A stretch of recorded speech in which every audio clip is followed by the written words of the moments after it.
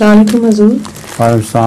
ترمذی میں حدیث ہے، حضرت بلال رضی اللہ تعالیٰ عنہ بیان کرتے ہیں، رسول اللہ صلی اللہ علیہ وسلم نے فرمایا تمہیں نماز تہجد کا التزام کرنا چاہیے، کیونکہ یہ گزشتہ صالحین کا طریق رہا ہے اور قرب الہی کا ذریعہ ہے۔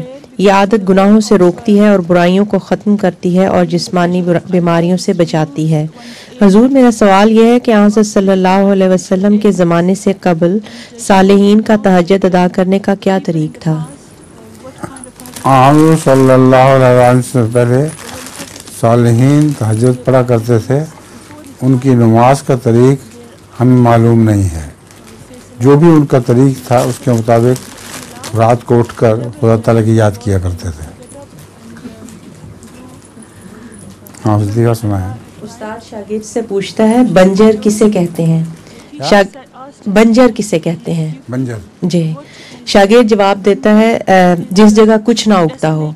استاد خوش ہو کے کہتا ہے شاباش، اب اس کی مثال دو۔ تو وہ کہتا ہے جیسے آپ کا سر۔ اچھا ٹھیک۔